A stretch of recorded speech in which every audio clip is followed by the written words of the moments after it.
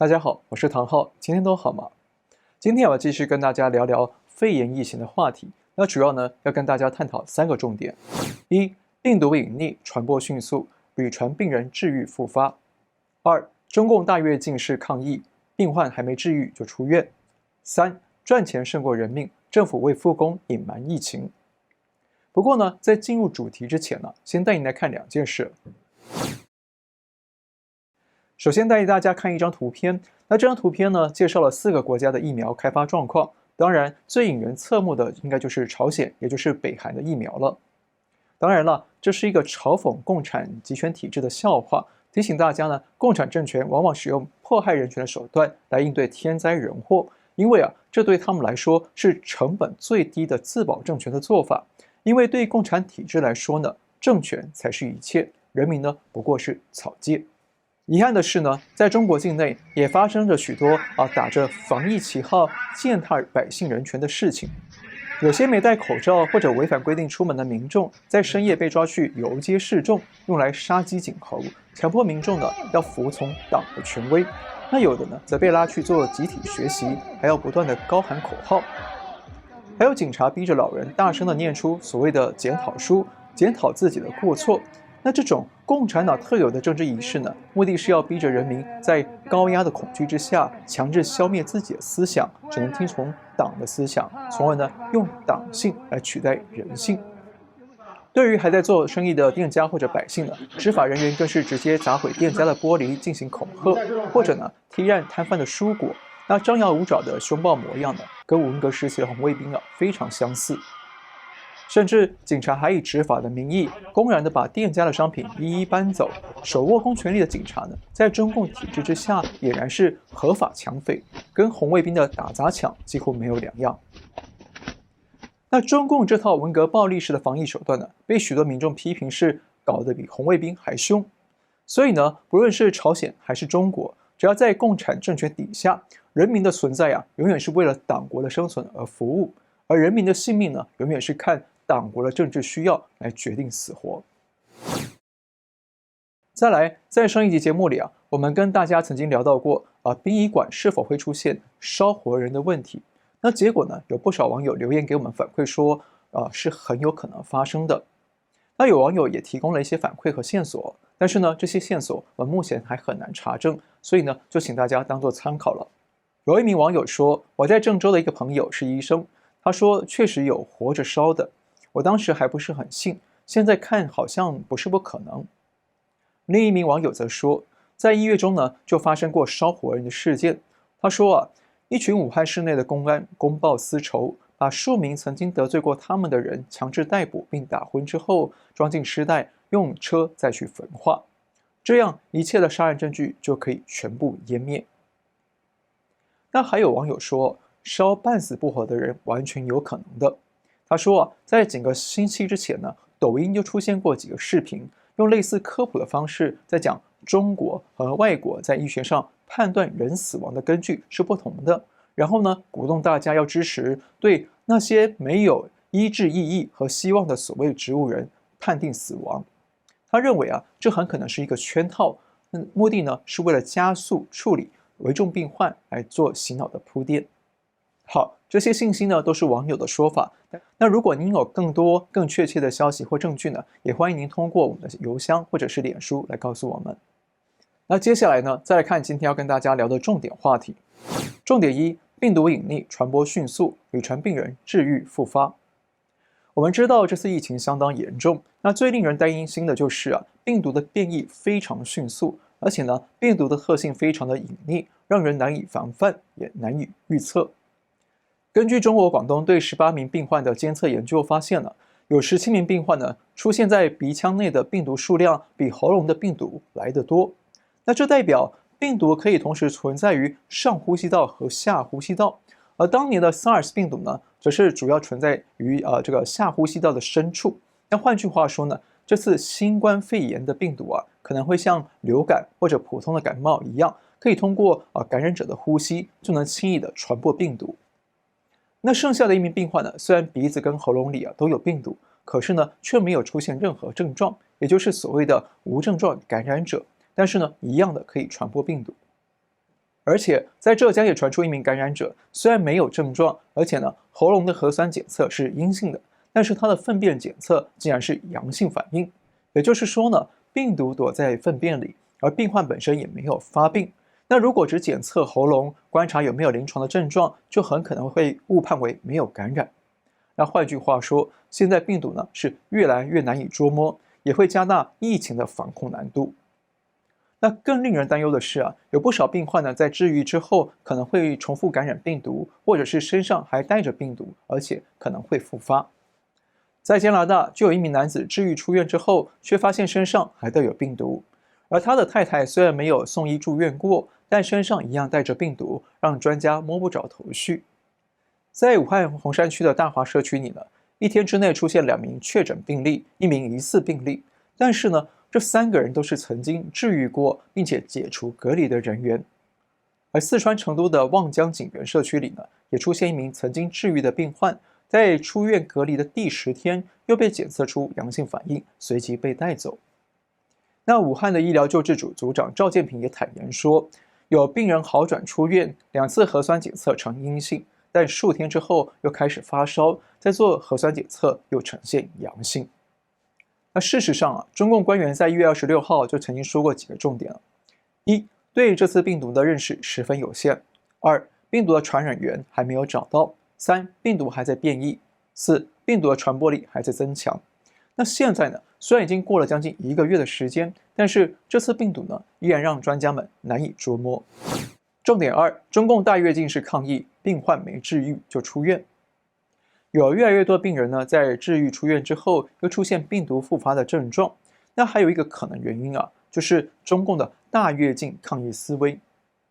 这2天了，网络上传出一篇武汉医护人员写的文章，披露医院体系为了达成中共当局的疫情防控阻击战目标，从而呢改变了医疗程序与标准。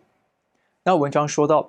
因为就诊的病患太多了，为了加速病床的周转，那确诊的新冠患者住院10余天呢，没有生命危险，达到文件规定的出院标准，就要开出院。而出院标准是什么呢？一，症状好转；二，胸部的 CT 影像病灶呢比以前吸收，也就是缩小；三，核酸检测出现2次阴性反应，达到这3项标准呢，就可以出院了。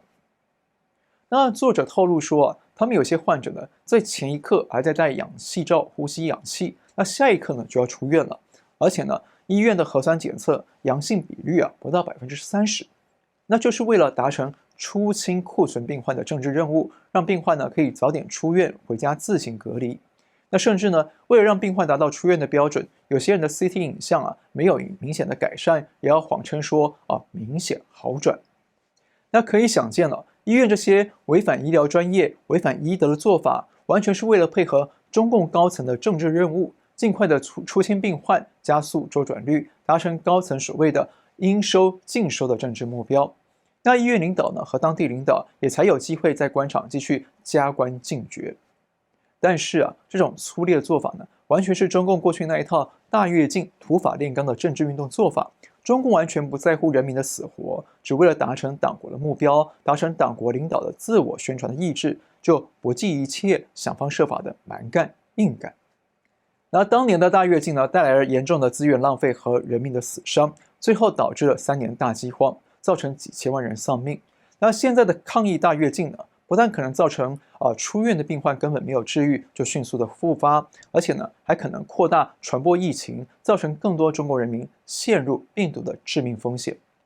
那简单的说，中共贪求眼前一时的抗疫成绩疫情数据下降，结果呢使得各级官员纷纷想方设法掩盖隐藏，达成当局的政治正确。但是呢病毒并没有消灭，病患也没有康复。那过不久呢，很可能会招来病毒更大规模的反扑，伤害更多的中国人民百姓。重点3，赚钱胜过人命，政府为复工隐瞒疫情。那尽管全国人民还在与疫情艰苦的对抗，但是呢，我们可以看到近日来呢，中共官员和党媒不断的宣传鼓吹说要开工、要复工、要实现中共高层要求的全面达成小康社会的目标。那中共当局甚至还宣称说中央监管的2万多家国有企业开工率呢已经超过80%，而国家卫健委的专家组成员呢，也出面帮腔说复工复学是大势所趋，我们必须顺应形势。那此外中共官方最近公布的新增疫情数据呢，也持续的下降，号称呢湖北以外的地区新增病例已经连续16天下降，那许多省份呢没有新增的确诊案例。然而这些乐观的正面数据和论述，真的是事实的真相吗？恐怕不是首先我们讲过，我们通过特殊渠道得知，中共到现在仍在发布造假数据来掩盖疫情，而且呢，在过去这阵子的节目里我们也多次提出不同角度的证据来揭露中共的确诊数据和死亡数据是造假的，是不实的，而且呢，也有多篇的学术论文和媒体报道证实中共在隐匿疫情。那巧的是最近有网友告诉我们说，现在为了开工，各地政府都瞒报确诊数字。我一个3乙医院的医生朋友告诉我，他们医院知情人士都逐个约谈，在院纪委书记那里签了保证承诺书，对病例确诊数不得向外界任何人透露，包括家人。那另一名网友也告诉我们，他有位朋友刚从福建回来，说他们家乡附近的村子每天都抬出60多具尸体，可是现在官方福建的死亡人数竟然是0。那这代表什么呢？为什么中共官方的说法、中共党媒的说法总是跟民间的说法、民间的认知有着天壤之别的落差呢？那是谁在说谎？我认为中共说谎的几率远远高于人民说谎。中共目前急着营造一片大好抗疫有成的舆论氛围，那目的呢是为了促使企业尽快的复工，赶紧赚钱拼经济。因为中国的经济经过贸易战的重创之后已经岌岌可危，那如今呢又飞来一场病毒，搞得翻天覆地。那各地工厂不但停止生产，无法运输货物，无法出口创汇，就连员工呢都无法回到生产线上。那这一点让中共高层忧心如焚担心中国的经济崩跌呢会连带推动中共政权的崩解。而且北京传出消息说，当局刚开完会议，要将北京的防疫级别提升到武汉级别，要大家赶快买粮食、买水、买电池备用。而且呢，北京西城区政府内部呢也传出确诊病例。那首都北京都如临大敌，草木皆兵了那真的是全国各地都会一片祥和，复工大吉吗？所以我认为是中共刻意通过媒体、学者和官员的舆论宣传网，来铺天盖地的编织出一场天时地利人和的复工大吉假象。一方面呢是要催促企业尽速的复工生产，那另一方面呢也是要向国际宣传中共抗疫有方复原迅速营造所谓的中国特色社会主义的强大与效率。但是呢，说穿了，本质上呢，很可能是一场自欺欺人的国际骗局，是中共为了救经济、保政权，拿着10多亿人民的生命安危在冒险博弈。特别是现在有人在讲所谓的各地疫情结束时间表，号称用科学的大数据模型推算出各地疫情的结束时间，似乎呢在为官方推动复工来铺垫科学基础。但是这个疫情结束时间的计算呢，恐怕实际上很难准确。我们不是要批评说这个模型与科学计算，而是呢，这个模型的数据源头是来自中共官方提供的数据，而中共的官方数据呢，本身就是经过精心编造的外宣工具，与疫情的真相相去甚远。那再加上刚刚前面提到过的几个因素那总结起来呢，势必会影响这个模型的预测准确性。我们帮大家整理一下影响疫情大数据预测的准确性的因素，至少包括了：1. 中共官方造假数据； 2. 地方政府瞒报疫情； 3. 病毒隐匿性高，无症状传播难防范； 4. 病毒特性不够明朗，传播力强，可能复发； 5. 中共大跃进式抗疫埋下重重风险。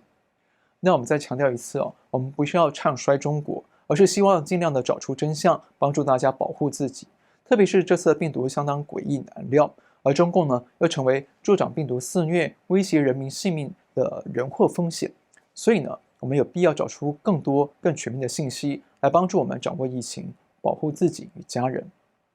那最后呢，希望大家尽量翻墙掌握疫情资讯，谨慎防范，一切都平安。好，今天就先聊到这里。如果你喜欢我们的节目呢，请记得订阅、留言、按赞，跟你亲朋好友分享。那订阅我的频道之后，请记得打开旁边的小铃铛，当有新的节目出来，你才会收到通知。我们下次再见。